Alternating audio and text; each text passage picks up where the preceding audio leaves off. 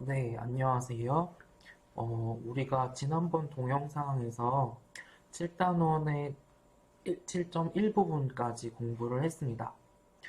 그래서 이번 동영상부터는 7단원에 남아있는 부분을 한번 같이 살펴보도록 하겠습니다.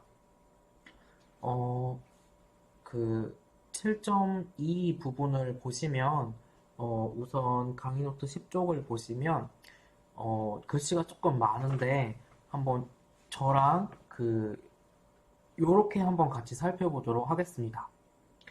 여기 지금 이게 어떤 예시거든요. 그래서 여기 등장하는 사람이 너라는 사람이 있고 그리고 또 다른 바이어 이렇게 어, 그리고 살려는 물건이 자동차입니다.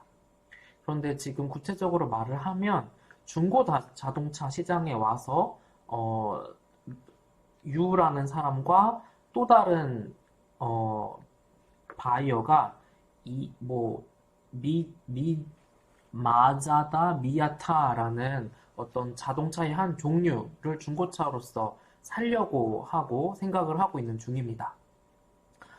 그런데 여기 이제 첫 번째 점에서 보면 어, 당신은 5,000달러 정도 주고 저 중고차를 사면 되겠구나 라고 생각을 했다고 합니다.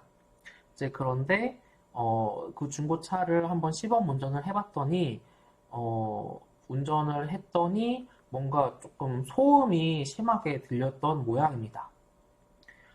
그래서 아마 뭐 소음이 좀 심하다고 생각했으니까 원래는 5천보다 더 줬어야 될 걸, 이 차는 소음이 심하기 때문에 좀 깎아서 5천 정도만 주면 되겠구나 라고 생각을 하게 되었겠죠. 반대로 여기 지금 어나더 바이어는 이제 똑같은 그 차를 보고 살려고 관심을 갖고 있는 거고 마찬가지로 이렇게 테스트 드라이브를 해보았다. 마찬가지로 이 사람도 소음을 알게 됐어. 발견을 했지만 그렇지만 이 사람은 뭐를 더 알고 있냐면 지금 이 자동차에서 나는 소음은 단순히 브레이크 패드가 worn out, 마모가 다 돼서 그렇구나. 그 브레이크 패드 소모품이니까 그것만 고치면 되겠구나. 그러니까 별거 아니구나. 이렇게 생각을 했다라는 겁니다.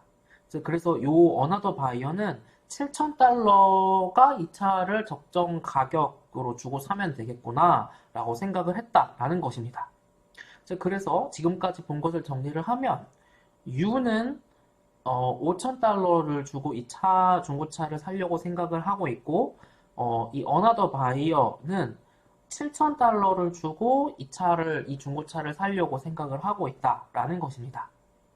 그런데 이제 이 둘 중에 딱 한 사람만 이 중고차를 살 수가 있다라는 것입니다. 뭔가 이 중고차를 사기 위해서 그 무슨 경매, 입찰 같은 것을 하게 되었는데 맨 처음 이제 너가 4,000달러를 이제 불렀다라고 합니다. 이제 그러고 나서 너의 경쟁자인 어나더 바이어가 가격을 올려서 4,500달러를 불렀다라고 합니다. 그러면 이제 다시 턴이 나한테 돌아와서, 유한테 돌아와서, 내가 아까 이 중고차를 사기에 가장 최고로 낼 수 있는 금액이라고 생각했던 5,000달러를 나는 회심의 5,000달러를 불렀습니다. 그랬더니 여기서 경매가 끝나지 않고 그 경쟁자, 어나더 바이어가 내가 최고 지불하려고 했던 5천을 넘어서는 5,100을 불렀습니다. 그러면 이 5,100은 내가 아까 지불하려고 하는 5,000달러라는 가격보다 넘는 초과되는 금액이기 때문에 나는 이제 이 경매에서 이제 떨어져 나가게 되고 결국 이 5,100 이 경매에서는 이 딱 두 사람만 있다. 그리고 차는 중고차 한 대만 딱 있다고 가정을 했기 때문에 내가 떨어져 나간 상황이기 때문에 어나더 바이어가 5,100의 이 중고차를 가져가게 살 수 있게 되겠습니다. 당연히 이 5천 그리고 7천까지 그러니까 이 중고차를 5천 이 U는 5천까지 그리고 어나더 바이어는 7천까지 주고 살 의향이 있다는 거지. 당연히 이 유도 5천보다 싼 가격, 어나더 바이어도 7천보다 싼 가격에 사면 당연히 기분 좋고 이득이겠죠. 그쵸? 그래서 이와 같이 가격이 계속 변화한다는 거죠. 방금 우리가 본 어떤 경매에서의 사례와 같이 가장 높은 그 물건 혹은 서비스에 대해서 가장 높은 금액을 제시하는 사람이 그 물건 혹은 서비스를 사게 된다라는 것이 되겠습니다. 그리고 이제 그와 같은 물건에 대해서 가장 당연히 그 높은 값을 부른 사람은 다른 상대방보다 그 물건이나 서비스에 대해 그 사람이 느끼는 효용이 더 컸기 때문인 것이 되겠습니다. 그리고 이제 앞에 경매 사례에서 봤듯이 어나더 바이어는 U는 5천이라고 생각했는데 최고의 자동차 구매 가격이 어나더 바이어는 7,000달러라고 생각했죠. 그 이유가 뭐였죠? U는 이게 소음이 심하다는 것까지밖에 알지 못했지만 어나더 바이어는 소음이 심하다. 근데 이 소음이 심한 거는 그 브레이크 패드만 바꾸면 되는 거였다. 그리고 여기 아까 그냥 넘어왔는데 이거 그 스스로가 그냥 고칠 수 부품 사가지고 고칠 수 있는 거고 그냥 비용 조금만 지불하면 되는 거다라는 것. 그러니까 요 인포메이션을 더 알기 때문에 이 사람은 이 중고차에 대한 값어치를 더 높게 생각해서 5천보다 2천이 더 붙은 7천까지 지불할 의향이 있다라고 생각을 했던 것이죠. 그래서 여기 마지막 점, 어떤 물건이나 서비스에 대한 인포메이션을 더 알수록 나는 그 물건이나 서비스에 대한 리스크를 줄이게 되고, 이제 그거를 이제 또 같은 말로 바꿔 말하면 그 물건이나 서비스의 가치를 더 높게 평가를 하게 된다라는 것입니다. 이 중고 자동차 경매 사례를 통해서 방금 이제 요렇게 세 가지 점으로 정리를 해 보았는데 여기까지 잘 이해가 되셨나요? 네. 그리고 그러면 이제 앞에서는 중고 자동차의 사례를 보았다면 이제 다시 우리가 이야기를 하고 있는 주식의 가격이 어떻게 변할지 혹은 결정이 될지의 상황으로 한번 돌아와 보도록 하겠습니다. 이제 마찬가지로 여기에서도 예시를 통해서 살펴보도록 하겠습니다. 한번 이그젬플을 보는 것입니다. 뭐냐면 내년에 2달러 배당이 올 주식을 지금 살까 말까 지금 고민을 하고 있는 상황입니다. 그래서 U라는 등장인물이 그리고 이 시장에서 예상하기로 이 회사는 영원히 회사가 망할 때까지 회사가 망하지 않는 한 영원히 매년 3%씩 성장을 할 것이다 라고 예상하고 있습니다. 그런데 이제 이와 같은 예상에 대해서 너는 조금 불확실하다는 것입니다. 과연 3%씩 성장을 계속 쭉 해줄까? 그래서 이 불확실함이 있기 때문에 uncertainty, 즉 나에게는 이 미래 현금 흐름이 확실하지 않다라고 생각하는 리스크가 있기 때문에 너는 이 미래의 현금 흐름 2달러 그리고 2 곱하기 1.03 2 곱하기 1.03의 2승 2 곱하기 1.03의 3승 쭉쭉쭉 해서 2 곱하기 1.03의 무한대까지 그거를 다 할인할 때 써야 되는 분모의 할인율로 25%, 즉 15%, 즉 1.15의 1승으로 할인하고 1.15의 2승으로 할인하고 1.15의 3승으로 할인하고 그렇게 생각을 했다라고 합니다. 그런데 다른 등장인물인 제니퍼는 이 회사가 속해 있는 산업의 인사이더, 그러니까 어떤 회사 내부자랑 이야기를 했고 그렇게 회사 내부자랑 이야기를 하고 났더니 회사의 미래 예상되는 캐시플로우, 미래 현금 흐름에 대해서 조금 더 more confident, 더 조금 확실함을 갖게 되었습니다.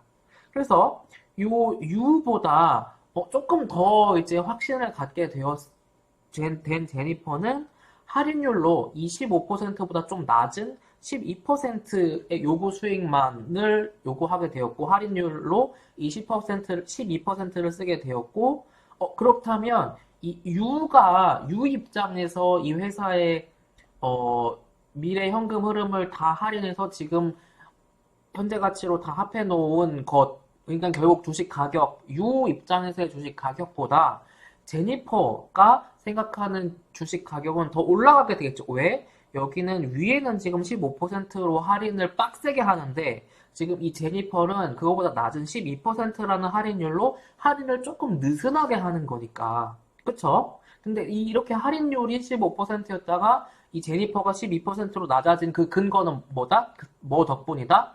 아, 이 제니퍼는 지금 이 회사의 현금 흐름을 조금 더 이게 맞을 거다. 이렇게 나오는 게 아마 조금 더 맞을 거다라는 확신이 있는 거, 인포메이션이 있는 거죠. 그리고 여기 또 다른 등장인물이 있다. 그런데 이 등장인물은 뭐냐면 이 같은 회사의 이 회사의 CEO랑, 그러니까 대표이사랑 사귀고 있어. 그래서, 이 회사에 대해서 굉장히 잘 알고 있고, 유보다, 제니퍼보다 더 많은 이 회사에 대한 정보를 갖고 있어. 그래서 이 사람은 이 회사의 미래 현금 흐름에 더 확실하기 때문에, 그러니까, 인포메이션이 더 있기 때문에, 그러니까 더 언서턴티가 떨어지기 때문에, 할인율을 더 낮은 10%로 계산을 이 회사 주식을 해보면 이 세 번째 등장인물한테 있어서 주식 가격이 가장 높게 계산이 되겠죠. 그래서 교과서에서 계산을 해보면 아까 15%를 썼을 때는 스탁 프라이스가 16.67. 그런데 이거보다 낮은 12%를 할인율로 썼을 때는 22.22. 그리고 또 그거보다 낮은 세 번째 등장인물인 버드가 10%로 할인했을 때는 그거보다 더 높은 28.57. 할인율이 낮아질수록 스탁 프라이스가 올라가는 것을 알 수 있겠습니다. 당연히 모든 금융 상품의 그 지금 금융 상품의 가격 가치는 이게 지금 제가 시그마를 표시를 한 거예요. 그리고 여기가 무한대, 그리고 여기 1부터.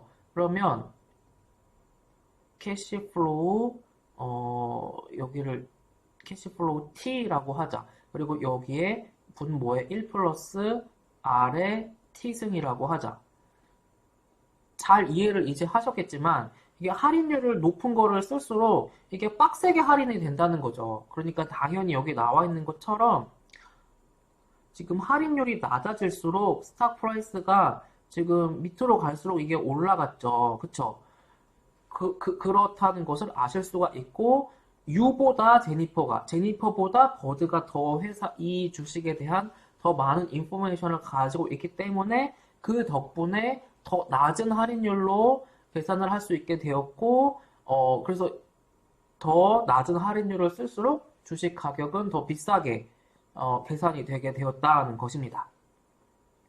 그리고 이제 만약에 여기 이 주식 어떤 한 회사의 주식을 사고 파는 이 과정에 이렇게 딱 3명의 등장인물 말고 나머지가 없다. 그러니까 딱 3명만 있다라고 하면 이 회사의 주식 가격은 대충 어디에서 어디 사이에서 가격이 결정될까요? 이 세 사람에 의해서.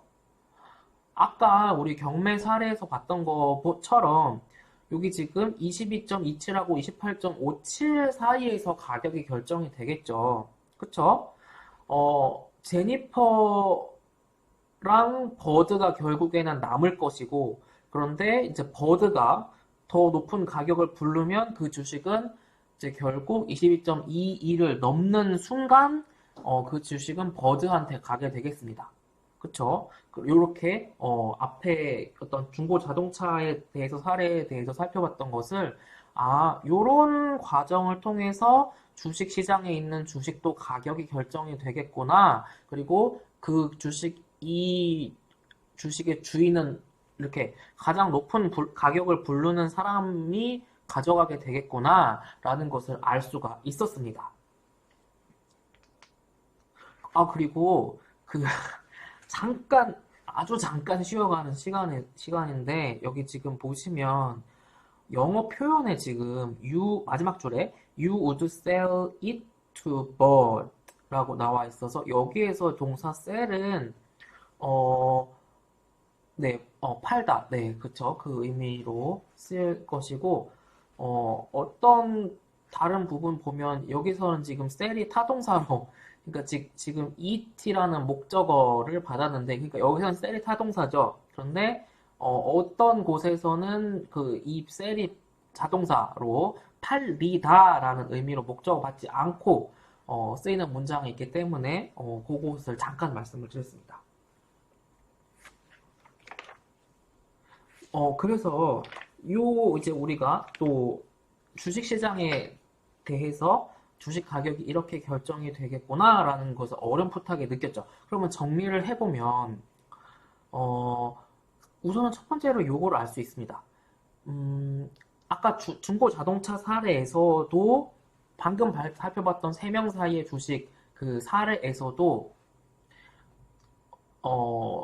어떤 에셋을 밸류, 평가를, 가치를 매길 때, 정보, 인포메이션이 굉장히 중요하다는 것입니다.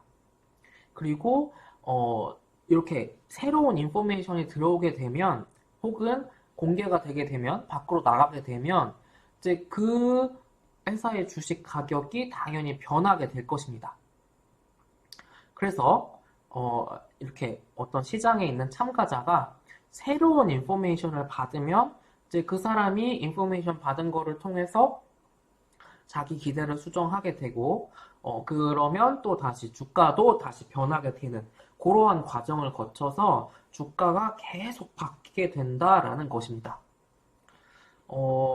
이제 이거를 지금 그 바로 뒤에 나오는 7.3 부분을까지 말씀을 드리고 이 사례를 말씀드릴까 하다가 지금 이 사례를 통해서 한번 더 이해를 쉽게 하실 수 있도록 제가 말씀을 드려볼게요. 뭐냐면 그 수학 공부 하실 때도 가장 처음에 극단적인 거를 먼저 공부를 하시고 이제 그 중간으로 와서 이제 굉장히 복잡한 것까지 공부를 하잖아요. 뭐 모델이나 어떤 모형 같은 거 공부할 때 그래서 이런 가장 극단적인 사례가 있다 생각해 보세요. 뭐냐면 삼성전자 주식이 있다. 그런데 이건희 지금 삼성전자 회장이 최종적으로 이제 의식을 잃고 돌아가신 것으로 확인이 됐다고 하자. 그리고 이건희 그와 동시에 여기서 중요한 건 동시에요. 동시에 별로 안 중요한가? 어쨌든 동시에 이재용 삼성전자 부회장이 갑자기 교통사고가 나서 이거 뭐 어떻게 손쓸 틈도 없이 갑자기 돌아가셨다라고 하자.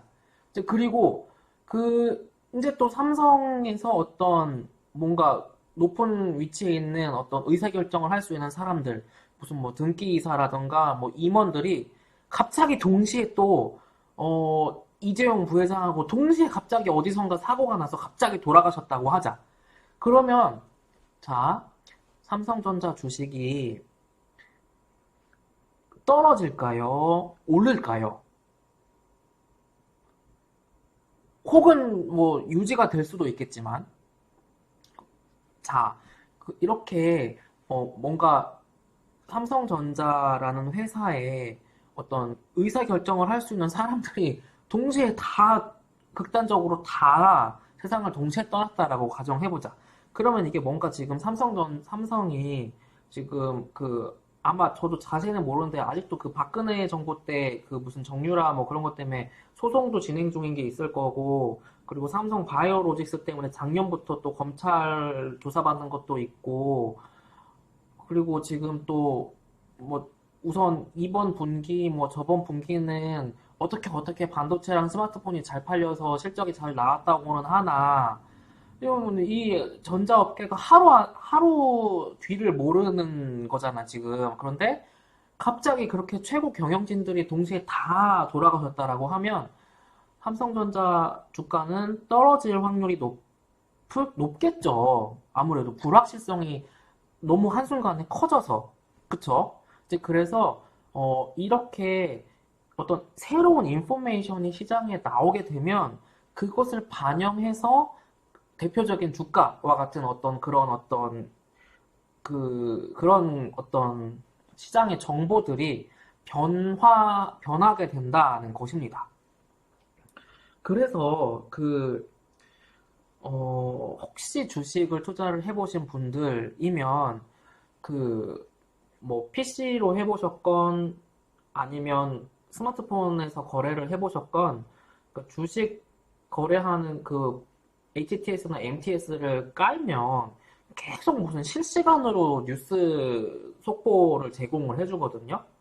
이제 그런 게 다, 어떤 내가 현대자동차 주식을 갖고 있는데 현대자동차에 갑자기 좋은 어떤 뉴스가 나면 현대자동차 주식 오르죠.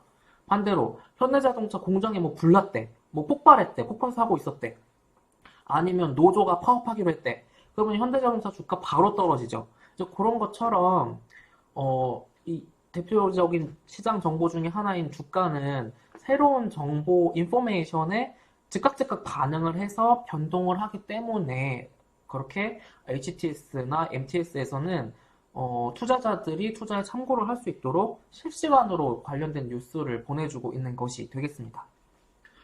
조금만 더 이어서 하도록 하겠습니다. 있는 어플리케이션을 보면 우리가 1단원, 2단원을 공부하면서 센트럴뱅크, 중앙은행에서 기준금리를 낮추거나 올리거나 하는 게 이와 같은 머니터리 팔러시라고 배웠습니다.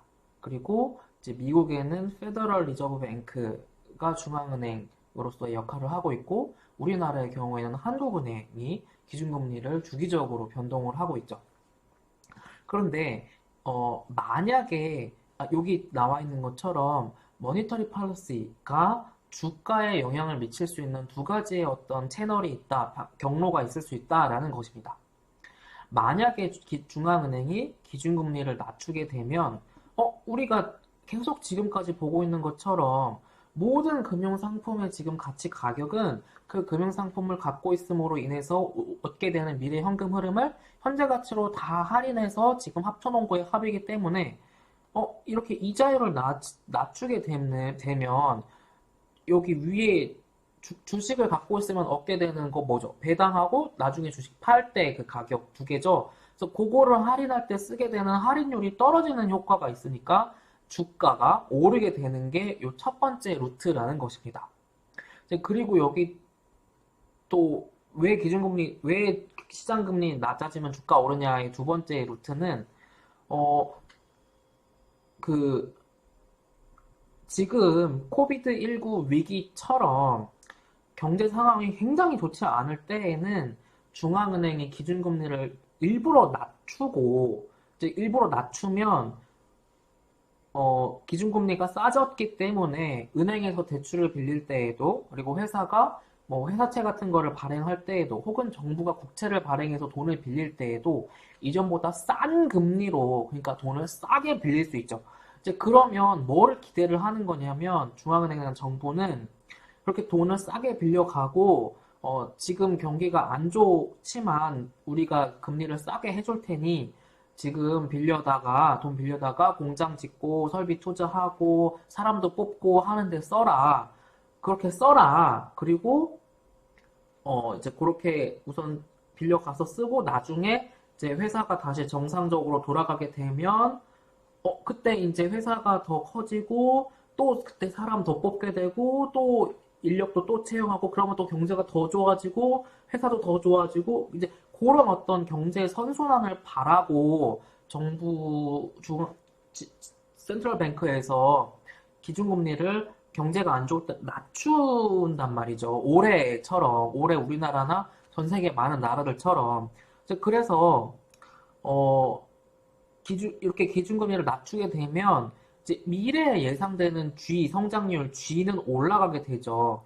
이렇게 싸게 돈을 빌려서 투자를 하고 뭐 건물을 짓고 R&D 투자를 하고 하니까 이제 그거가 다 투자가 되었으니 이제 미래에는 아무래도 성장할 일만 남은 거죠. 그러니까 G가 커지는 효과가 있고, G가 커지게 되면 우리가 그 앞에 고든 그로스 모델 볼 때 여기 분모가 R-G였죠. 그래서 요 G가 커지게 되면 분모가 전체적으로 작아지는 효과가 있기 때문에 요 다시 전체적으로 P는 커지게 되죠. 그래서 요 두 가지 효과 루트를 통해서 머니터리 팔러시가 스탁 프라이스에 영향을 미치게 되는 것이 되겠습니다.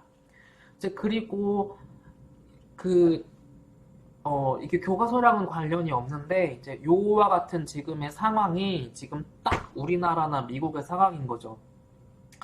지금 우리나라 지금 전체적인 어떤 코스피나 주가 수준들이 오히려 코로나19 오기 전보다 지금 오히려 더 올랐다고 하죠. 그러니까 코로나19로 인해 떨어졌지만 지금 그게 더 올랐다는 거죠. 기준금리 낮춰준 거로 인해서.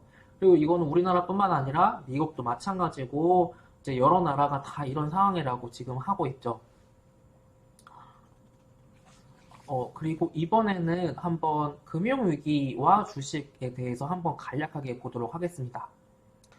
2007년, 2008년에 있었던 글로벌 금융위기는 최근 50년 중에 가장 최악이었대요, 시장 상황이. 그래서 주가도 엄청 폭락했었고, 실업자도 엄청 많이 발생했었죠. 이제 그렇게 되면, 불확실성이 높아지니까, 이제 할인율을 높게 적용을 할 수밖에 없겠고, 경제가 워낙 안 좋으니까, 이게 앞에 거랑 바로 앞에 있는 강의노트랑 헷갈리시면 안 되는 게, 정부가 아무리 기준금리 중앙정부가 이렇게 낮춰줘도 이제 또 돈을 빌려가기가 힘들겠죠. 당장 내일을 모르겠는데. 그러니까, 투자가 조금 이제 부진하게 되고, 그러면 이게 쥐값이, 이전에 경제가 좋았을 때보다 떨어지게 됩니다. 이제 그렇게 되면, K가 올라가도 G가 이렇게 내려가도 스탁 프라이스는 떨어지는 모습이 되고, 이제 우리가 고든 그로스 모델 배운 것, 그리고 이와 같은 금융 경제 위기 왔을 때 실제 주가 떨어졌던 것이, 요렇게 이게 다 들어맞는 거구나라는 게 이제는 이해가 되실 거예요. 네, 그래서 제가 너무 지금, 동영상이 조금 길어지고 있어서, 그러면 여기까지 하고, 우리는 다음 동영상에서 또 이어서 보도록 하겠습니다.